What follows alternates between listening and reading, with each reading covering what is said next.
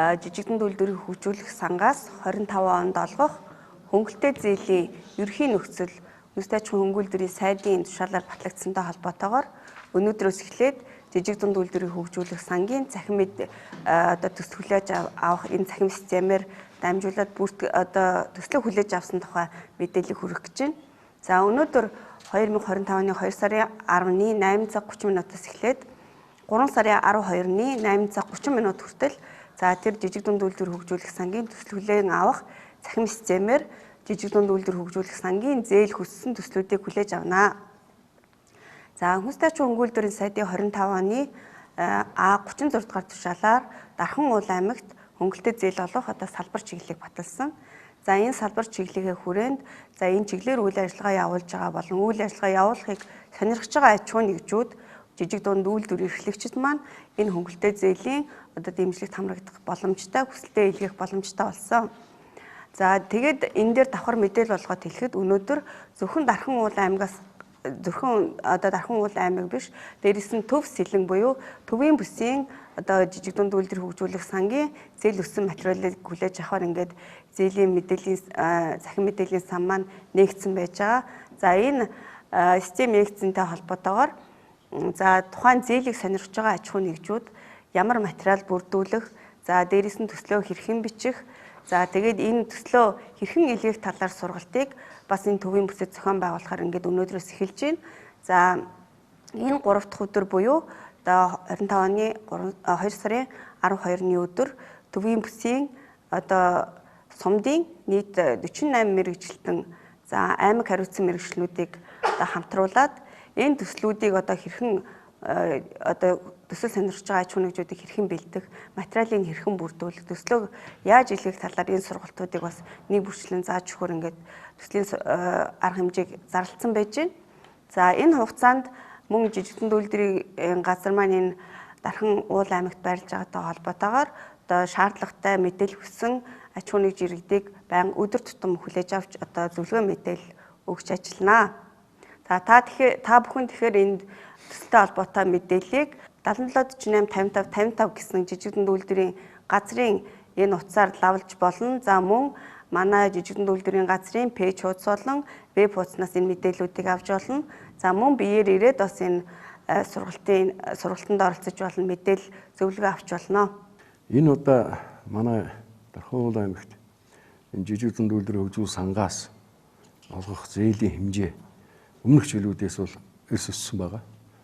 Тэгээд тодорхойтойгоор ярих юм бол 10.5 тэрбум төгрөг батлагдсан. Өмнө жилүүд бол мэдээж 500 саяас дээдлэн 4 тэрбум хооронд энэ их өсвөр шийдвэрлэгдсэн бол энэ удаа бол үндсэндээ хэд дахин өссөн юм дэнтэй байгаа гэдгийг хэлье. Дээр нь зээл олгох салбар чиглэлүүд бас нэмэгдсэн байгаа.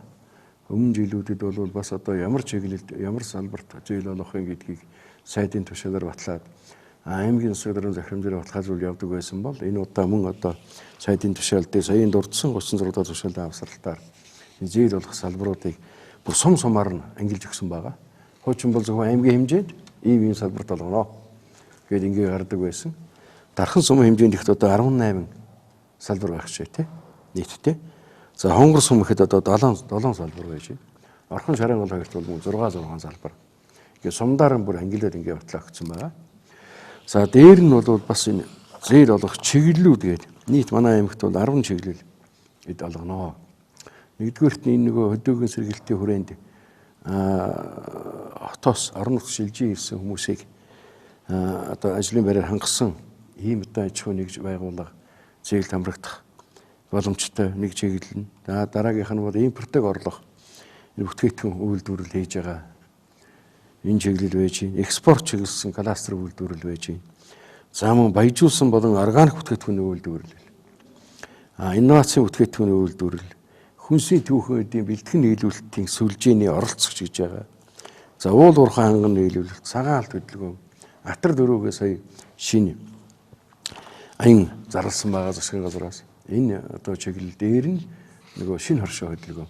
За ийм 10 чиглэлээр бол бас зээл энэ жижигдүүрээс олох зээлийг олгох нэ гэж ингэж ойлгоорой. Тэгээд мэдээж бүх мэдээллийг ингээд нэг мөр өгөх боломж хомсд юм ээ. Тийм учраас энэ зээлтэй холбоотой мэдээллийг шөнө наривчлсан одоо авахыг хүсвэл манай аймгийн хүнсэд аж ахуйн газар дээр бичтэн ирж одоо мэдээлэл авч болно. Дээр нь 9985 55 57 гэдэг манай жижигдэн үйлдвэрлэл хариуцсан мэрэгжилтний утсаар одоо бас холбогдож мэдээлэл авч болно гэдгийг энэ дашрамд хэлье. Зээлийн ерөнхий нөхцөлөө бас тод болгоо хэлжээ. Энэ маань жижигдэн үйлдвэрийн хөгжүүлэх сангаас олгодог зээл маань 5 жилийн хугацаатай. Жилийн 5% хүүтэй. За тэгээд эхний 1 жил буюу 12 сарын хугацаанд үндсэн зээлийн төлбөрөөс чөлөөлөгддөг ийм нөхцөлтэй зээл байж байгаа. Тэгэхээр энэ дээр нэг зээлэгч маань 300 хүртэлх сая төгрөгийн зээлийг одоо хүсэх боломжтой.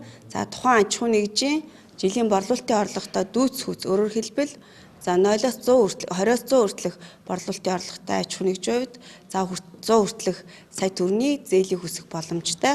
За 100-аас 200 хүртэлх борлуулалтын орлоготой бол 200 хүртэлхийг за 200-аас 300 хүртэлх борлуулалтын орлоготой бол 300 хүртэлхийг хүсэх боломжтой. Дээрээс нь энэ өөрөө жижигдэн үйлдвэр үйлчлэгийг дэмжих тухай хуулиараа бичил ангиллын одоо үйлчилгээ эрхлэгчдэд олгох зээл байж байгаа. Тэгэхээр бичил ангил гэдэг маань 10 хүртэлх ажилтнтай 300 хүртэлх сая төгрөгийн жилийн борлуулалтын орлоготой аж ахуй нэгжийн хэлбэр буюу компани нөхөрлөл хоршооны хэлбэрээр за тэгээд үйлдвэр үйлчилгээ худалдааны салбарт үйл ажиллагаа явуулж байгаа аж ахуй нэгжүүд одоо хандах боломжтой гэсэн үг.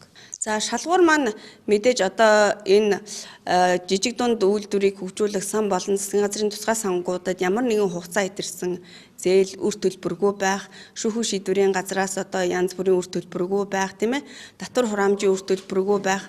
За мэдээж нөгөө шаардлага хангасан бүрдүүлэх материал нь одоо шаардлагыг хангасан байхыг бас шаардж байгаа. За тэгээд ер нь бол яг хуу энэ зээл хүсэгчийн маань одоо төрийн өндөр дээд албан тушаалтантай харилцан хамааралгүй байхыг бас бид нар шаарддаг. Энийхээ дагуу одоо тэр холбогдох байгууллагуудаар шалгуулдаг байж байгаа. За ингээд материалаа бүрэн гүйцэд бүрдүүлсэн аж ахуй нэгжүүд болоо цаашаага наривчилсан шатны буюу тухайн газар дээр нь очиж одоо наривчилсан үнэлгээг хийдэг.